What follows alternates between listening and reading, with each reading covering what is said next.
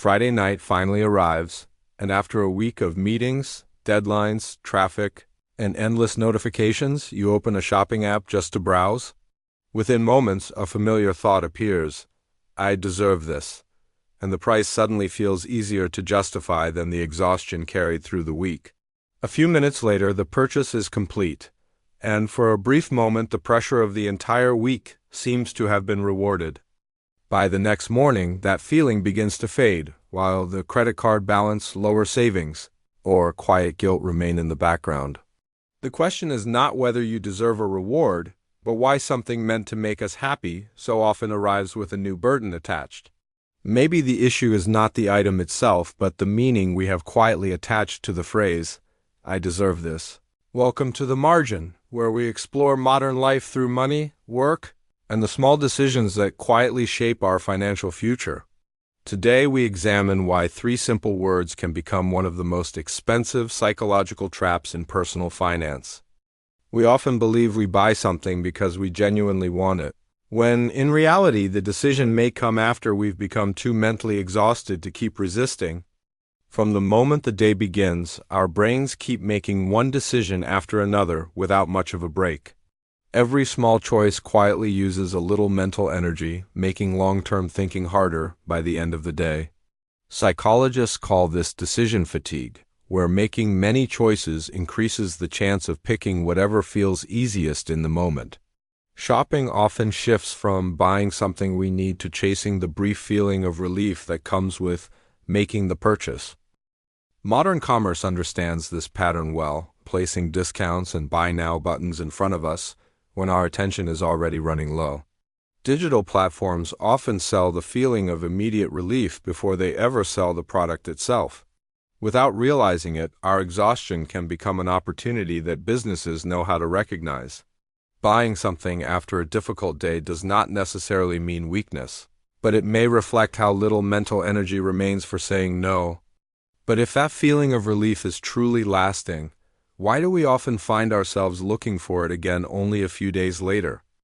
Everyone deserves a reward after working hard, but not everything that feels like a reward actually leaves life in a better place over the long term. Reward creates something that lasts beyond the moment, while relief simply softens discomfort until the feeling fades again.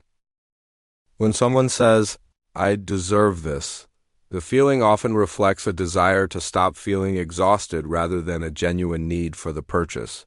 Stores cannot sell peace of mind, but they can package the feeling that peace comes with fast delivery and a new purchase.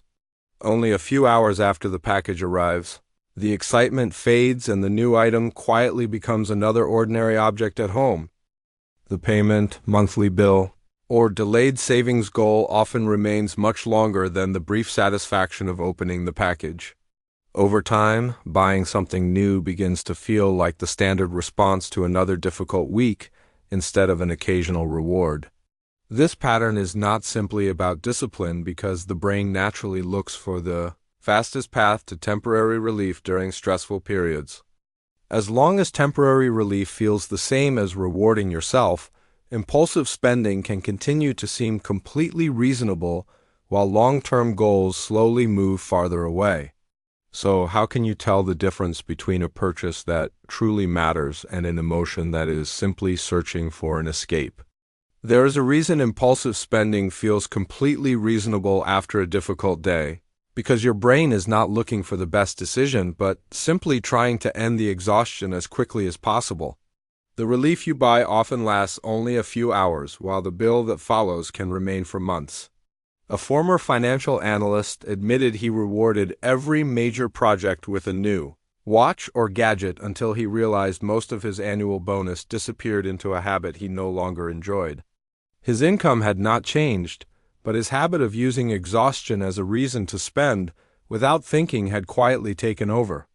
The difference between healthy self-reward and self-sabotage feels small at first, even though they quietly lead toward very different futures. A healthy reward restores your energy, while an impulsive reward often shifts today's burden into next month's expenses. The harder we work, the easier it becomes to convince ourselves that today's purchase deserves an exception to yesterday's financial plan. The cycle quietly repeats as we work harder to buy rewards and then work even harder to pay for those same rewards.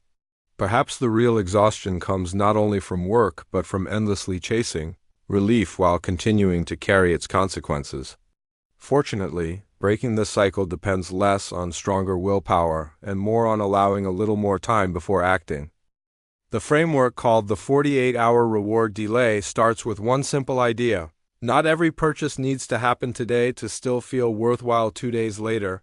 Whenever you catch yourself thinking, "I deserve this," simply wait 48 hours before completing the payment. The purpose of the delay is not to make life harder, but to give emotions enough time to settle before a decision is made. One finance writer described adding items to an online cart and leaving them there for 2 days, only to discover that most were never purchased. This suggests that many impulse purchases have a very short life because the excitement of buying often matters more than the item itself. If the item still feels important after 2 days, the decision is more likely to come from a practical need instead of a passing emotion. 2 days may sound insignificant, yet small pauses often separate automatic reactions from intentional choices. You are not denying yourself enjoyment. You are making sure the reward belongs to your long-term judgment rather than a feeling that lasts only minutes. Over time, you may notice that what disappears after 48 hours is usually not the opportunity to buy, but the emotional urgency to own it. Once that emotional urge is gone, a different question quietly takes its place. If not another purchase, what kind of reward is really being sought?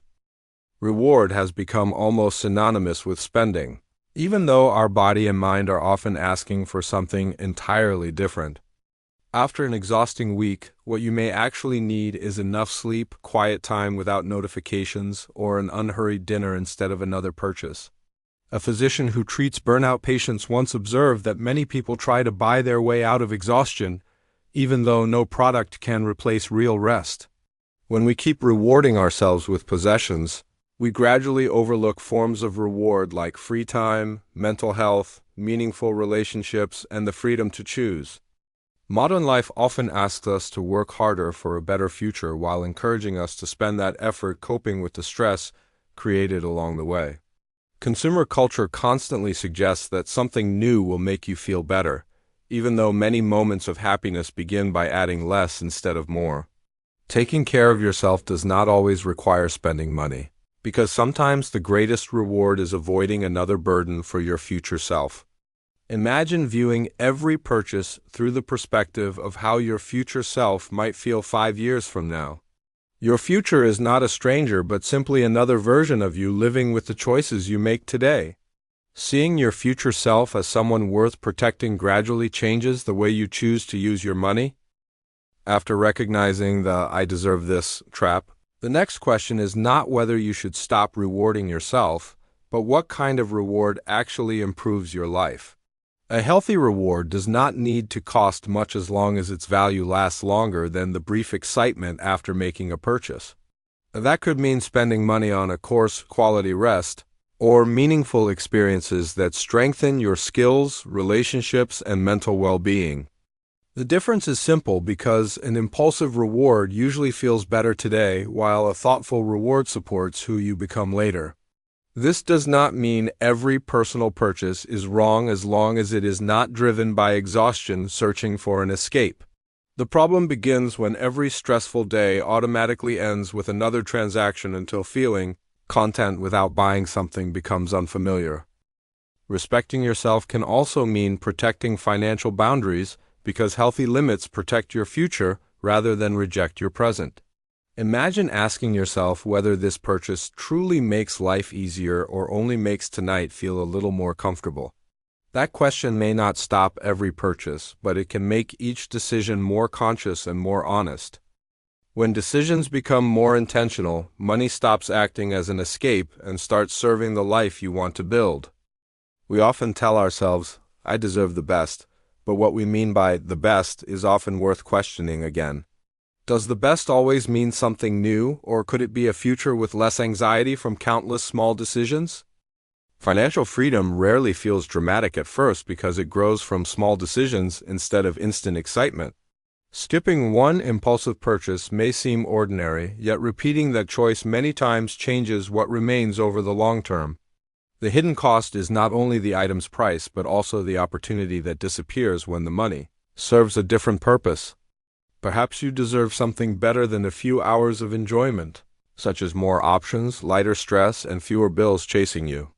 When money starts to look like a tool for buying freedom instead of objects, the meaning of reward begins to shift.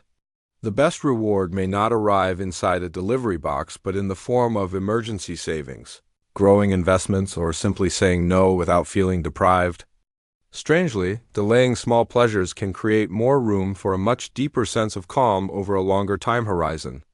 The next time you think, "I deserve this," try adding one more question about whether it will still be good for you 5 years from now. In the end, the question is not whether you are allowed to enjoy the rewards of your hard work, because life is not meant to be nothing but saving without ever feeling happy. What matters is the reason behind every purchase, whether it comes from genuine self-respect or from trying to escape exhaustion as quickly as possible. The phrase, "I deserve this," can be an act of self-care, but it can also quietly take away financial freedom one purchase at a time. That is why the 48-hour pause is not a rigid rule, but simply a small space for your calmer self to join the decision. If you still want it after 2 days and it still makes sense, or if the desire disappears, that difference is worth noticing. Sometimes what you really needed was rest, quiet, or time for yourself, because the best reward does not always come from a shopping cart. If this discussion helped you reflect on the emotional side of money, you will find more conversations about work, investing, and modern life here at the margin. What was the last thing you bought because you felt you deserved it, and looking back now, was it really a reward or only temporary relief?